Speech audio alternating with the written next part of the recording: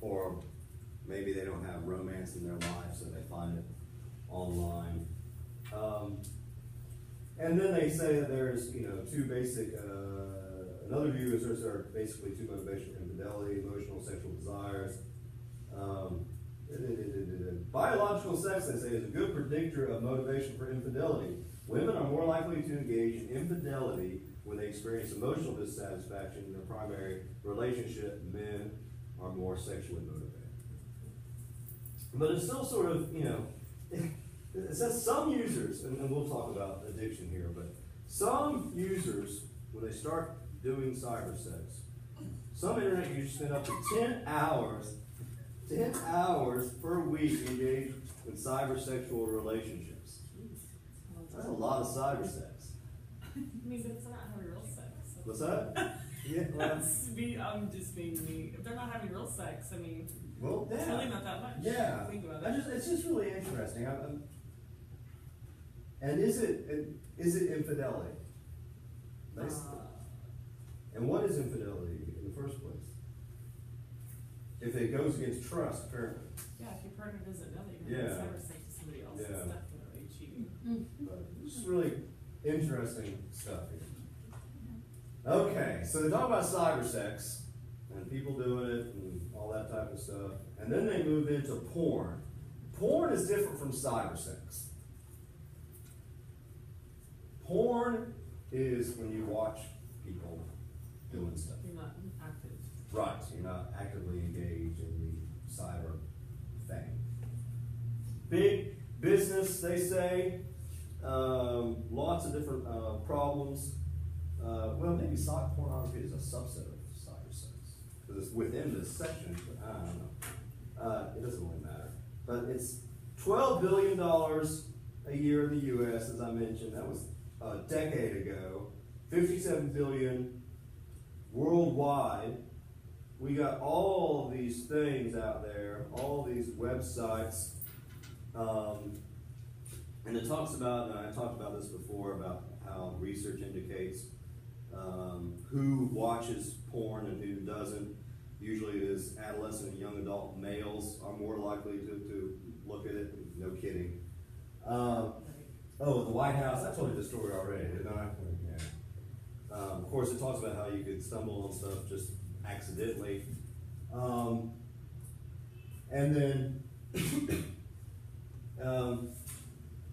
there's lots, what it does, it talks about some of the statistics and everything like that, and how women and men tend to view this and use it differently.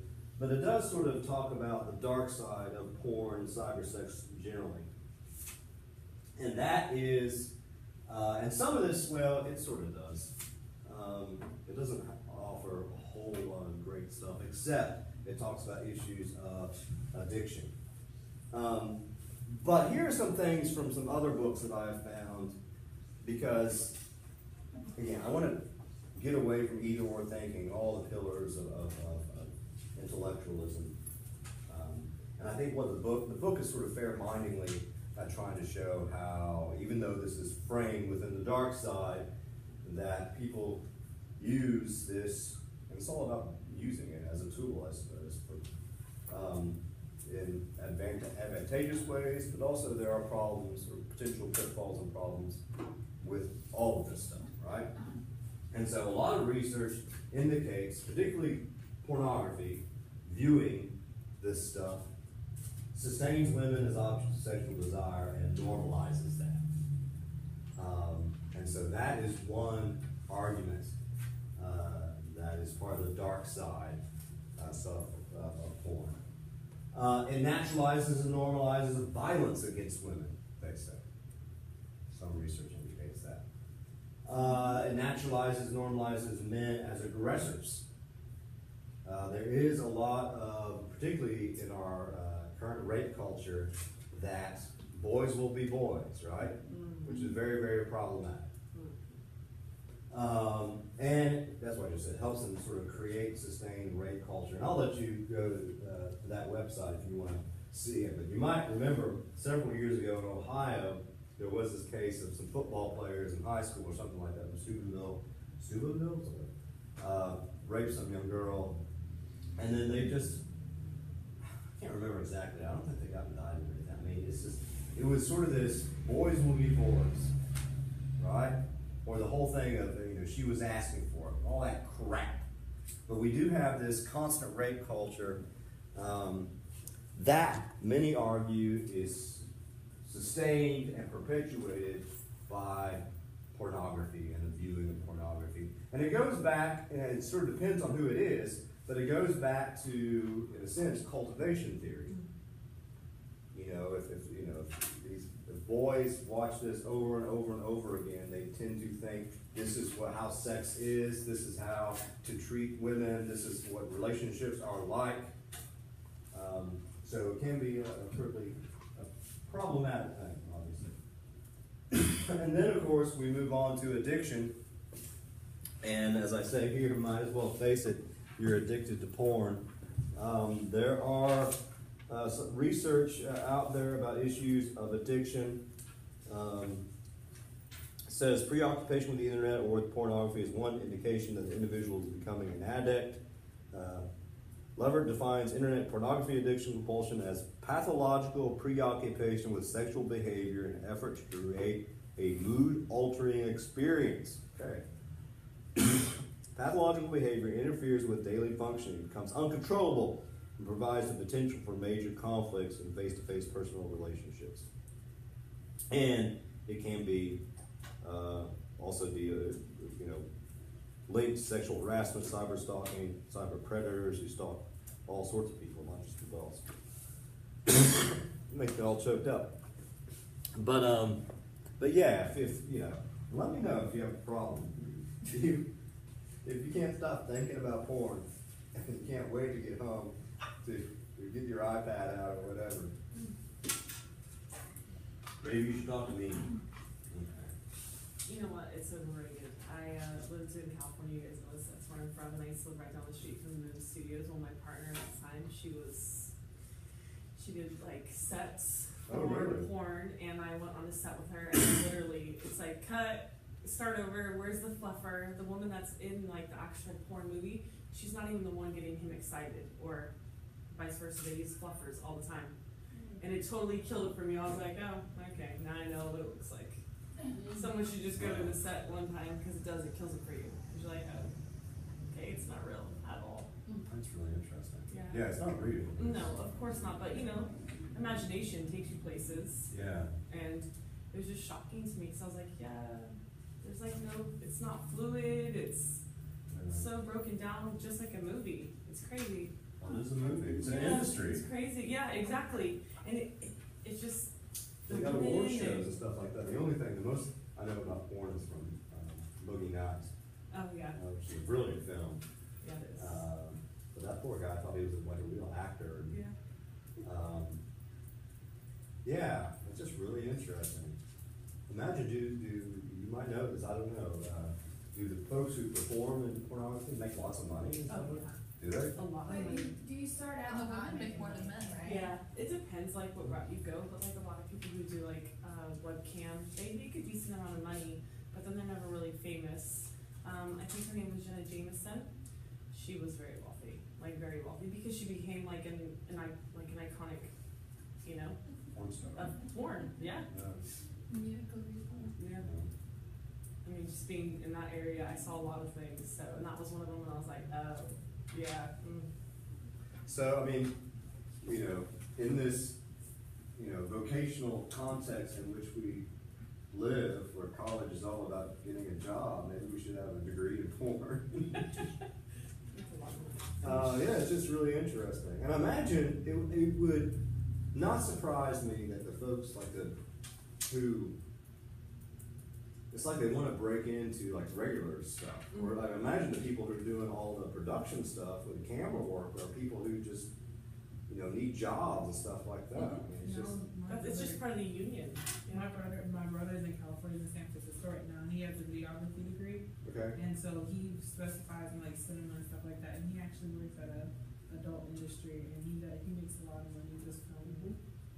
Wow. There's like a whole thing, like they have like desk assistants, especially if it's like a real big like adult like company like that. They actually have people that have regular jobs, and then they have like the actors and stuff like that. But they still still need managers. They still need sound guys, camera crew. They still have like all that stuff. Wow. Yeah, she was a set dresser and she made $32 an hour. I mean, Wow. it's a union too, so they're protected by all kinds of labor laws and Wow, money that's and interesting. golden rules. Yeah. I guess, this is gonna be a really weird story. My uncle, he is like, has very illegal endeavors and he like downloads and like burns movies and everything like that. And, I went, cause they also own a tax office there. So I went to get, something from him and he like flips open this list and I'm just like, Michael, what is this? And he was like, these are actresses that this man wants, and it's like a whole list, and he gave him a terabyte hard drive, and Michael literally just like filled this up. I was like, what does this man do? I was like, does he just like sit on the computer all day? Like, and he's like, he's a DOT worker, and then he does DJing on the side. Oh, and he's a deacon at a church. I was like, all right, okay, Yeah. yeah, it's And he had a list of porn actresses? that he wanted on his terabyte hard drive for his personal collection. Yeah. Wow. So there's a bunch of people. Oh, There yeah. are. It's interesting. Okay, so again, because this is the dark side section, at the end of the day, apart from what we've already said, again, we want to really be on our guard in terms of addiction, obviously sexual harassment, cyber stalking, cyber predators. We'll talk more about that later on, but all can be associated. I mean, in a sense, that's sort of what you're talking about in a lot of It's ways. crazy. Yeah. And then again, the possible implications of all this type of stuff. I mean, perhaps more convergence. I'm not sure. But again, we have that research out there about, 50 Shades of Grey and really porn or soccer. But there is all research out there that says that people learn new things and then can utilize it in their own bedrooms. So there's good and bad, I think, to all of this stuff. Though, the research oftentimes says mostly bad. But this is my own thing. You don't get sexually transmitted diseases No. with cyber sex. That could be a good thing, I guess. Mm-hmm. But it's just an interesting area of CMC. And it exists, it's out there, so it needs to be studied, it needs to be discussed. We need to consider the consequences of all of it, good or bad. So, final conclusions. Yeah, everything when it comes to CMC can all be a blessing and a curse. So I'm never going to say that everything's completely bad or completely good.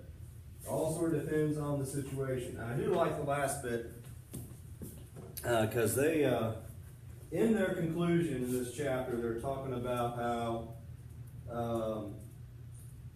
they're talking about 3 activities discussed development. It can develop close personal online relationships, all this type of stuff. 2 optimistic observations, they say, to end. CMC allows relational partners to explore the meaning of gender in unique and insightful ways that can move beyond play to reinvention, which I think is good. B, when relational partners play at new ways of being and being together, they explore possible metamorphosis. That is, their relationship can change for the better. But they offer caution from Kurt Vonnegut, the writer, when he says that we are what we pretend to be, so we must be careful what we pretend to be. But I think it's too simple, because we are always pretending, performing, doing. Pretending assumes that face-to-face is real and CMC is not real. So we need to get away from that, but we always need to be critical of real and pretending. We always need to be mindful and thinking of what am I doing right now? How am I performing gender right now? And what are the consequences of all that type of stuff? And speaking of movies, okay, I'm going to stop this. Has it stopped yet?